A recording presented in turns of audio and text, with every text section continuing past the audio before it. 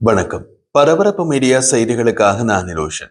காசா பகுதியை முழுமையாக கைப்பற்ற இஸ்ரேலிய பிரதமர் பெஞ்சமின் நேத்தன்யாகு தனது படைகளுக்கு விரைவில் உத்தரவிட உள்ளதாக இஸ்ரேலிய ஊடகங்கள் செய்தி வெளியிட்டுள்ளன. அவர்கள் வெளியிட்ட தகவலின்படி நேத்தன்யாகு தற்போதைய ராணுவ நடவடிக்கைகளை விரிவுபடுத்துவதில் தீவிரமாக உள்ளார். ஹமாஸ் அமைப்பு மனிதாபிமான நெருக்கடியை தீர்க்கும் முன் பேச்சுவார்த்தை நடத்த முடியாது என்று கூறுவதால் தற்போதைய யுத்த நிறுத்த கலந்துரையாடல்கள் முடங்கிய நிலையில் உள்ளன. இந்த நிலையில் நேற்று செவ்வாய்க்கிழமை நடைபெற்ற உயர்மட்ட கூட்டத்தில் காசா முழுவதையும் கைப்பற்றும் தமது திட்டத்தை நேத்தன்யாகு வெளியிட்டதாக அவருக்கு நெருக்கமான வட்டாரங்கள் தெரிவித்தன. பிரதமர் பெஞ்சமின் நேத்தன்யாகு நேற்றிரவு அந்த கூட்டத்தில் மூத்த பாதுகாப்பு அதிகாரிகளை சந்தித்தார். மீதமுள்ள பணிய கைதிகள் ஹமாஸ் பாதிக்கப்படலாம் அல்லது கொல்லப்படலாம் என்றாலும் முழு நிலப்பகுதியையும் ராணுவம் கட்டுப்பாட்டில் எடுத்துக் கொள்வதற்கு ஆதரவாக நேத்தன்யாகு கூறியதாக கூறப்படுகின்றது.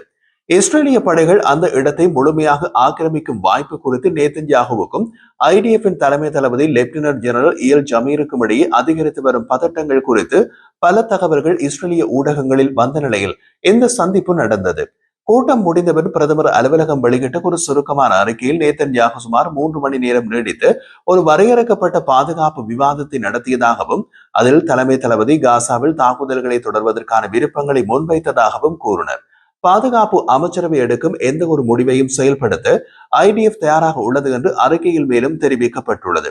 சமீப கால வாரங்களில் ஹமாசுடனான பேச்சுவார்த்தைகள் முறிந்ததை தொடர்ந்து காசாவை மீண்டும் ஆக்கிரமிக்கும் திட்டங்களுக்கு ஐடிஎஃப்பின் தலைவர் எதிர்ப்பு தெரிவித்ததாக கூறப்பட்ட நிலையில் இது ஒரு திருப்பம்தான். இந்த வார இறுதியில் ஒரு பெரிய அளவிலான அமைச்சரவை கூட்டத்தொடரில் முன்வைக்க ஒரு திட்டத்தை இறுதி செய்வதே இந்த சந்திப்பின் நோக்கமாக இருந்தது என்று பல இஸ்ரேலிய ஊடகங்களில் செய்திகள் தெரிவிக்கின்றன. செவ்வாய்க்கிழமை நடைபெற்ற கூட்டத்தில் பாதுகாப்பு அமைச்சர் இஸ்ரேல் கான்ஸ், தந்திரோபாய விவகார அமைச்சர் ராண்டர்மர் மற்றும் ஐடிஎஃப்பின் செயற்பாட்டு இயக்குநரக தலைவர் மேஜர் ஜெனரல் இட்லிக் ஹோகன் ஆகியோரும் கலந்து கொண்டனர். தீவிர வலதுசாரி தேசிய பாதுகாப்பு அமைச்சர் இடாமர் பென்க்வீர் மற்றும் நிதியமைச்சர் பெசல் ஸ்மோட்ரிச் இருவரும் இஸ்ரேல் காசாவை முழுமையாக கைப்பற்ற வேண்டும் என்பதன் தீவிர ஆதரவாளர்கள். கூட்டத்தில் இருந்து விலக்கப்பட்டதாக இஸ்ரேல் ஹயோம் தெரிவித்துள்ளது. கூட்டத்தை தொடர்ந்து பேச்சுவார்த்தைகளை நன்கு அறிந்த ஒரு பெயர் குறிப்பிடாத வட்டாரம் கான் பொது ஒலிபரப்பாளரிடம் நேத்தன்யாகு பாலஸ்தீன பகுதியை ஆக்கிரமிக்கும் திட்டத்தையே கொண்டிருப்பதாக கூறியது. ஜெய்னட் மற்றும் i24 நியூஸ் உட்பட பிற ஹீப்ரு மொழி செய்தி நிறுவனங்களும் இதே போன்ற அறிக்கைகளை வெளியிட்டன. அனைத்தும் பெயர் குறிப்பிடப்படாத ஆதாரங்களை மேற்கோள் காட்டின. காசா மீது முழு கட்டுப்பாட்டை பெறுவதற்கான ராணுவ நடவடிக்கை மீதமுள்ள பணிய கைதிகளை ஆபத்தில் ஆழ்த்தும் என்பதை அரசாங்கம் அறிந்திருப்பதாக ஒரு வட்டாரம் கானிடம் தெரிவித்தது. அவர்களில் 20 பேர் உயிருடன் இருப்பதாக நம்பப்படுகிறது. அமெரிக்க ஜனாதிபதி டொனால்ட் ட்ரம்ப் காசா பகுதி முழுவதுமாக ஆக்கிரமிக்கும் இஸ்ரேலிய திட்டத்தை அவர் ஆதரிக்கிறாரா என்று கேட்டபோது அவர் கொடுத்த பதில் அது பெரும்பாலும் இஸ்ரேலை பொறுத்தது. உணவு சரியான முறையில் கிடைக்காத காசா மக்களுக்கு உணவளிப்பதில் தனது முதன்மை கவனம் இருப்பதாக ட்ரம்ப் கூறினார். உணவுப் பொருள் விநியோகம் மற்றும் பணம் அடிப்படையில் இஸ்ரேல் எங்களுக்கு உதவ போவதாக ட்ரம்ப் தெரிவித்தார். சர்ச்சைகளுக்குரிய காசா மனிதாபிமான அறக்கட்டளைக்கு இஸ்ரேல் ஏற்கனவே மில்லியன் கணக்கான டாலர்களை நிதி அளித்துள்ளதாக கூறப்படுகிறது. இருப்பினும் அது இன்னமும் பகிரங்கமாக உறுதிப்படுத்தப்படவில்லை. ஏனெனில் அத்தகைய நிதி பிரதமர் பெஞ்சமின் நேத்தன்யாகுவின் ஆதரவாளர்கள் மத்தியில் பிரபலமடைய வாய்ப்பு இல்லை. 8 நாட்களுக்கு முன்பு காசாவில் புதிய உணவு மையங்களை அமெரிக்கா அமைக்கும் என்று ட்ரம்ப் கூறினார். மேலும் வெள்ளை மாளிகை அன்றிலிருந்து காசாவுக்கு ஒரு புதிய உதவி விநியோக திட்டத்தை வெளியிடும் என்று கூறி வருகின்றது. இருப்பினும் அதுவும் இன்னும் செயற்படுத்தப்படவில்லை.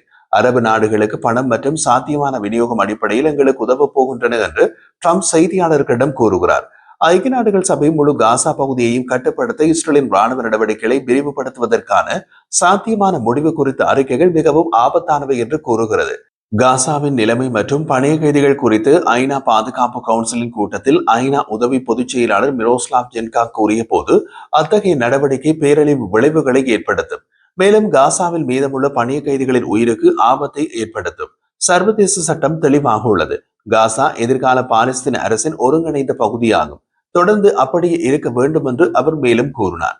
இது தொடர்பாக நாளை வியாழக்கிழமை பாதுகாப்பு அமைச்சரவை கூட்டம் கூட்டப்பட உள்ளதாகவும் அதில் காசா முழுவதையும் கைப்பற்ற முடிவு எடுக்கப்படலாம் எனவும் கூறப்பட்டுள்ளது.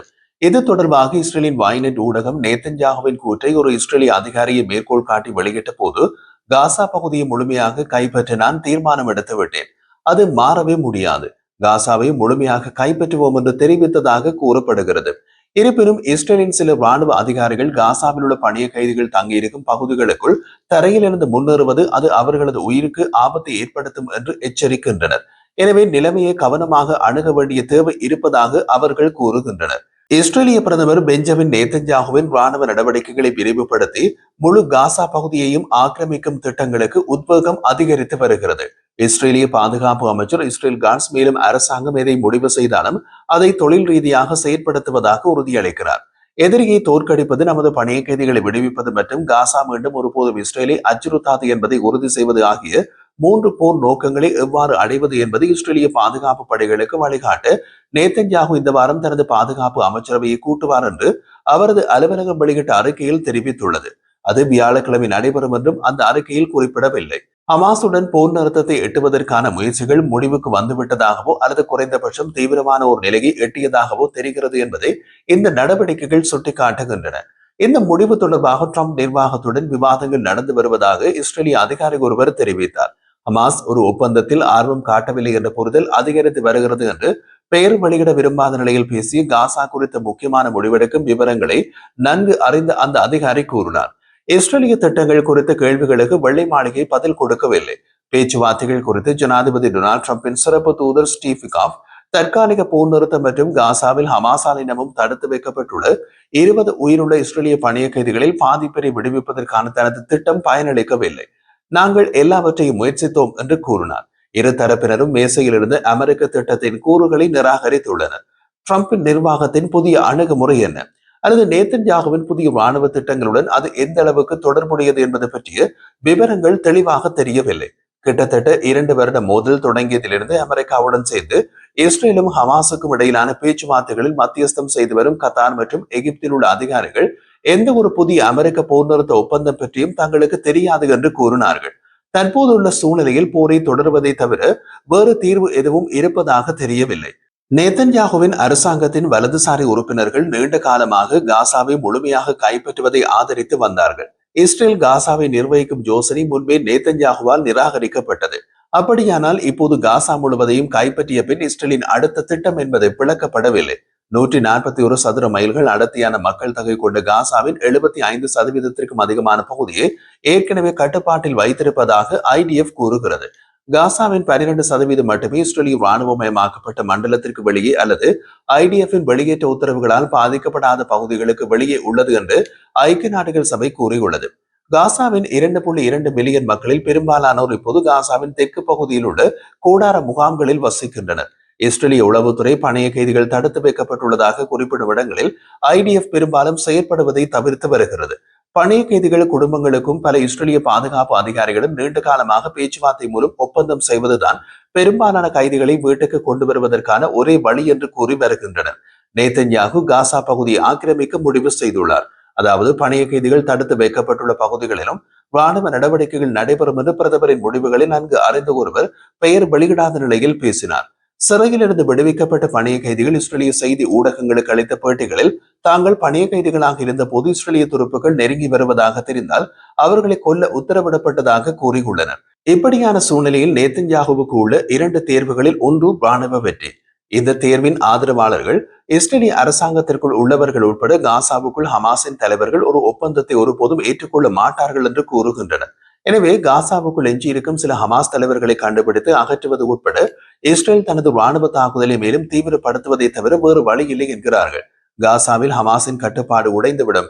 பின்னர் இஸ்ரேல் ஹமாஸ் அல்லது ஏற்கனவே உள்ள பாலஸ்தீனிய அதிகார சபை அல்லாத ஒரு புதிய பாலஸ்தீனிய அமைப்பை நிறுவ முடியும் என்பது அவர்களது நம்பிக்கை.